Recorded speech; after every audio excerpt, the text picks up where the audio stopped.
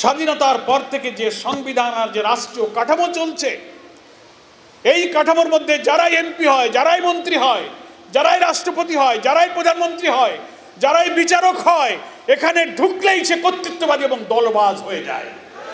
সেই জন্য ফ্যাসিবাদ বিরোধী আন্দোলনের মাঝপথে যারা আমরা ছিলাম, আমরা ঐক্যমত্য কমিশনে চিফ অ্যাডভাইজারের সাথে আলোচনা করে এই কমিশনে একমত হলাম যে আসেন আমাদের এই রাষ্ট্র কাঠামোকে আমরা বদলিয়ে ফেলি। এরপরে যারাই নির্বাচিত হয়ে আসবেন তারা যেন আর দলবাজ না হতে পারে, দুর্নীতিবাজ না হতে পারে। রাষ্ট্রপতি প্রধানমন্ত্রীর অসীম ক্ষমতার লাগাম টানতে হবে। ক্ষমতার ভারসাম্য রক্ষা করতে গিয়ে আমরা অনেক সংস্কার করলাম। 84টি সংস্কারের ব্যাপারে 33টি রাজনৈতিক দল 9 মাস ঐক্যমত কমিশনে বৈঠক করে আমরা সবাই একমত হয়ে গেলাম। নির্বাচিত হয়ে সরকার গঠন করে দুই দিকেই সংকট তৈরি করে দিলেন, একটা পার্লামেন্টে, একটা রাজনীতিতে, প্রশাসনে। নতুন পার্লামেন্ট হলো, অধিবেশন শুরু হয়ে পারে নাই, মন্ত্রিসভা গঠন করার পরপরই সরকার এমন কিছু সিদ্ধান্ত নিয়ে যাত্রা শুরু করলেন। 24শে জুলাই আগস্টের উত্তাল গণ আন্দোলনে যে ফ্যাসিস্টকে আমরা বিদায় করেছিলাম, যেসব কারণে দলীয়করণ, দুর্নীতি, বৈষম্য, কর্তৃত্ববাদী শাসন, এই 1 মাস 1.5 মাস শেষ হয়ে পারে নাই। একের পর এক সরকারের পদক্ষেপগুলো আমাদেরকে সেই দলীয় কর্তৃত্ববাদী ফ্যাসিবাদী শাসনের দিকেই যে এই সরকার ধাবিত হচ্ছে সেটা পরিষ্কার করে দিচ্ছে। এসেই ওনারা সিটি কর্পোরেশনগুলোতে প্রশাসক নিয়োগ দিয়ে দিলেন। দেখলেন না, জেলা পরিষদের প্রশাসক। আজব ব্যাপার। পরিষ্কার বাংলাদেশের সংবিধানে বলা আছে স্থানীয় সরকারের প্রত্যেকটি স্তরে নির্বাচিত জনপ্রতিনিধিরাই দায়িত্ব পালন করবে। ঠিক আছে, আপনারা সংখ্যাগরিষ্ঠতা অর্জন করেছেন, ভোটে গিয়েছেন, আপনারা ইলেকশন দেন, নির্বাচনে যে জিতবে সে আসবে।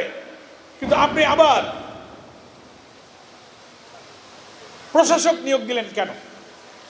প্রশাসক তো ছিলই, নাকি বলেন? প্রশাসক ছিল, আপনি আবার কেন দিলেন? তার অর্থ হলো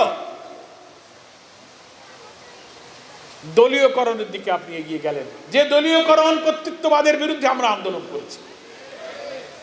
আপনি বলেন সবার আগে বাংলাদেশ, সবাইকে নিয়ে চলবেন, এতগুলো দল পার্লামেন্টে আপনি তো পরামর্শ করলেন না।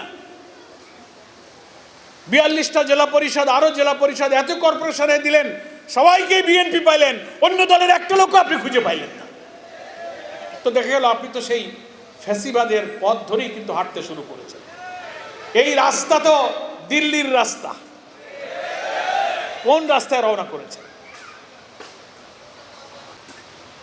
ওনারা? সংসদে এসে আবার এটা তো প্রশাসনিক রাজনৈতিক ক্ষমতার কর্তৃত্ব শুরু করলেন। ফ্যাসিবাদ বিরোধী আন্দোলন, বিদ্যমান রাষ্ট্র অবস্থার সংস্কার করে একটা নতুন রাষ্ট্র কাঠামো এমনভাবে নির্মাণ করার জন্য জাতীয় ঐক্যমত্য কমিশন হলো, ন্যাশনাল কনসেনসাস কমিশন হলো। অন্তর্বর্তীকালীন সরকার ঐক্যমত্য কমিশন করে দিলেন। Judiciary, civil administration, police administration, anti corruption commission, নানানভাবে 6টা কমিশন করে দেওয়া হলো। তার মধ্যে 47টি ছিল সাংবিধানিক সংস্কারের প্রশ্ন। সেখানে বিএনপি গুরুত্বপূর্ণ কয়েকটা জায়গায় নোট অফ ডিসেন্ট দিলেন, 8-10টা জায়গায়। ঠিক আছে, নোট অফ ডিসেন্ট একটা দল দিতে পারে। নোট অফ ডিসেন্ট তো আপনারা বোঝেন। জুলাই সনদ তৈরি হয়েছে, যেটাকে বলা হচ্ছে জুলাই চার্টার। 24-এর গণ আন্দোলনের সহস্রাধিক মানুষের জীবন, 30-40 হাজার মানুষের রক্ত, ক্ষত বিক্ষত দেহ, তাদের অশ্রু, তাদের কান্না এখনো থামেনি। এর বিনিময়ে আমরা যে জুলাই সনদ, এই সংস্কারের যে সমস্ত ঐতিহাসিক সিদ্ধান্ত নিয়েছিলাম, স্বাধীনতার পরে একটা অসাধারণ সিদ্ধান্ত নিয়েছিলাম।